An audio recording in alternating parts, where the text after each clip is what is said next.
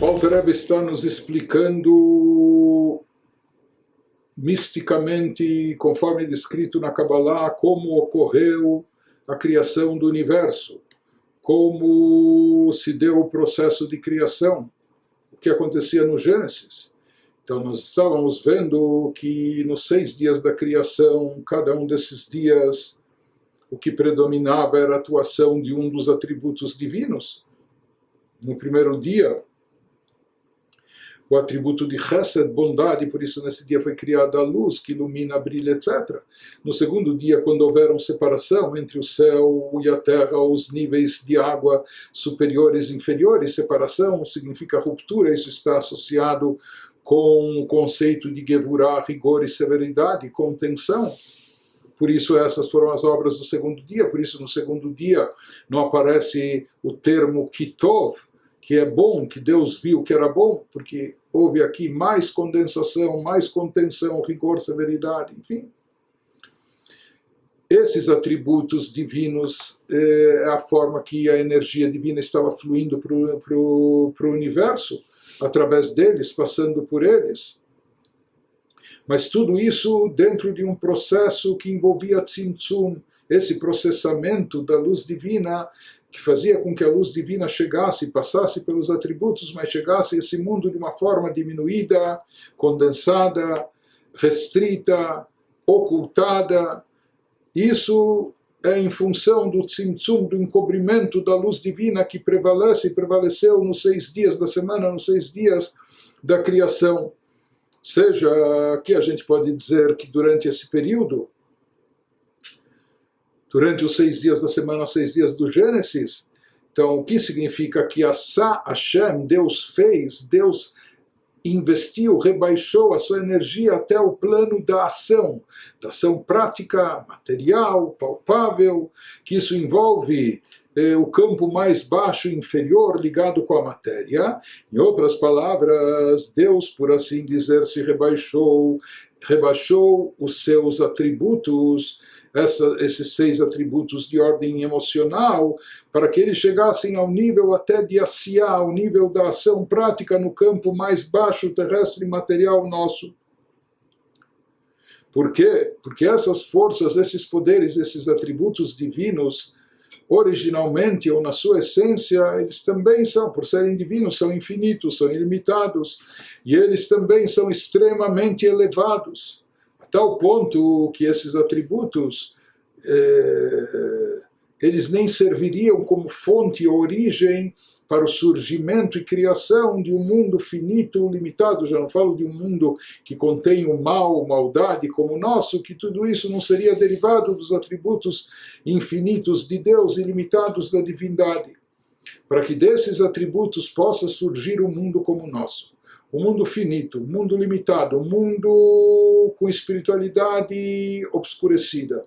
Um mundo onde não se percebe divindade, etc, etc. Então era necessário haver grandes tzimtzumim, grandes diminuições, encobrimentos, ocultações da luz divina. Grandes condensações da energia divina passando por esses 6 atributos que imperaram, que predominaram nos 6 dias da criação. Porque uma vez que na origem eles são meromemim muvdalim legabre lemala chen yecholim liot mekor lenivraim, kedei sheyuchlu leitlabesh benivraim, então para que essa energia divina que passa pelos atributos de Deus, para que ela pudesse ser investida nas criaturas, na forma que as criaturas são, que nós somos e conhecemos, dando vida e existência às criaturas dentro dos padrões que elas existem.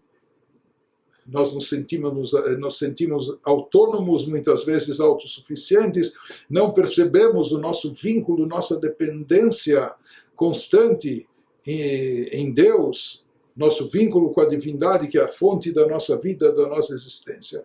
Para poder surgir criaturas como nós e como que vemos no nosso mundo, então era necessário haver toda essa condensação e limitação.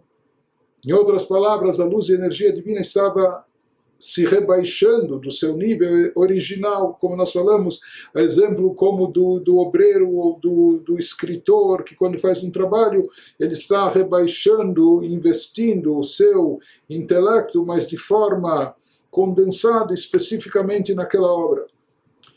Então, uma vez que tudo está envolvendo esses tzimtzumim, essas condensações, diz o Alter Rebbe,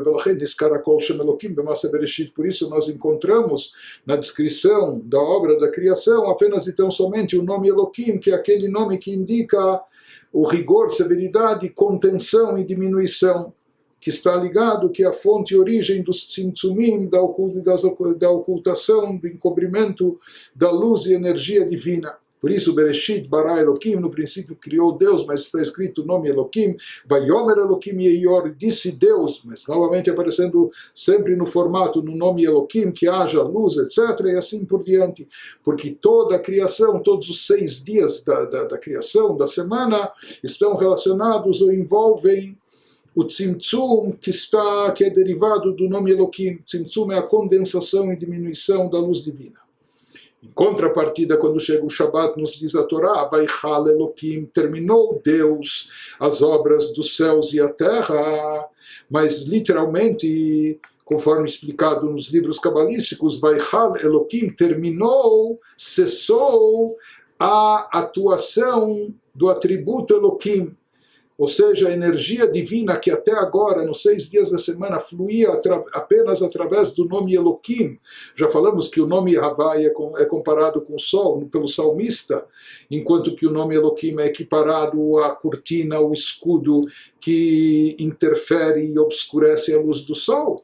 Então, nos 6 dias da semana, o que estava predominando era a energia divina apenas que passava pelo nome Eloquim, ou seja, condensada, diminuída, obscurecida. Quando chega o Shabat, nos diz a Torá, Vaichal Eloquim, terminou, cessou a energia que passa pelo nome Eloquim. Agora, no Shabat, vai vir aquela energia mais forte, mais revelada, que chega diretamente do nome Havaiá, vem diretamente do tetragrama, do nome sagrado inefável de 4 letras.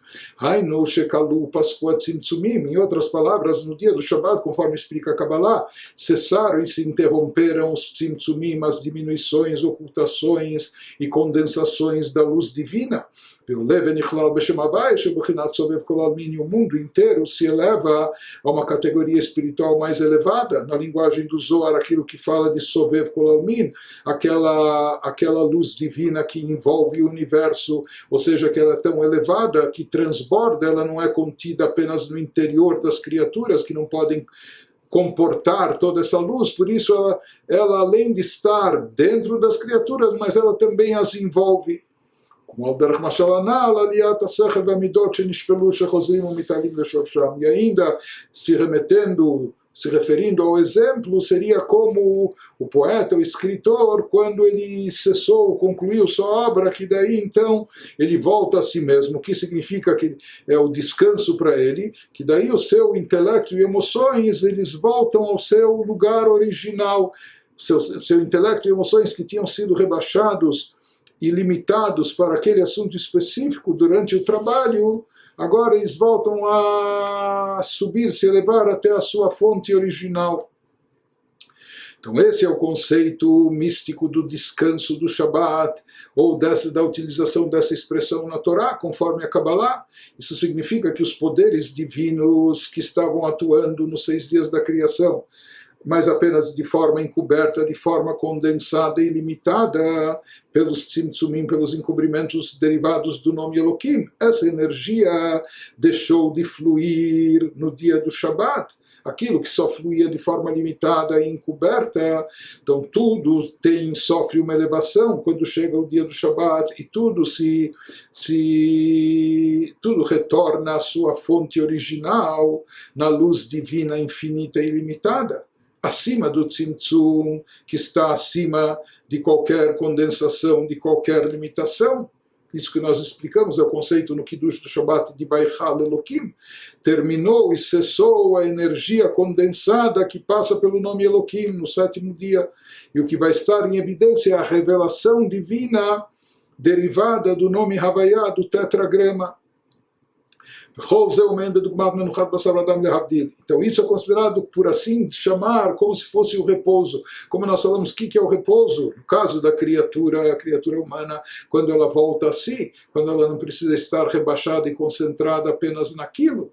Em relação a Deus, como nós falamos, que durante os 6 dias da semana teve que haver um rebaixamento, uma limitação autoimposta, quando Deus se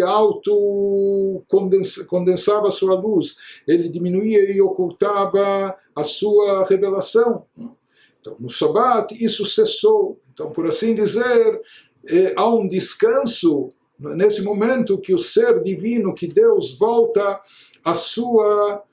Claro que tudo isso é em relação a nós, como nós o percebemos, porque toda a criação não causa nenhuma variação em relação a Deus, mas como nós o percebemos como criaturas, nos 6 dias da semana, então a energia divina chega a nós, criaturas de forma condensada, diminuída, limitada. No Shabat, se volta ao estado original, ou seja, a essência divina como ela é na sua forma plena, na sua forma original e revelada.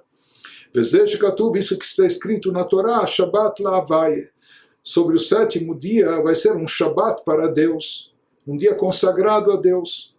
Isso é o que está escrito na Torá, mas se nós prestarmos atenção em cada palavra, aqui são 2 palavras na Torá.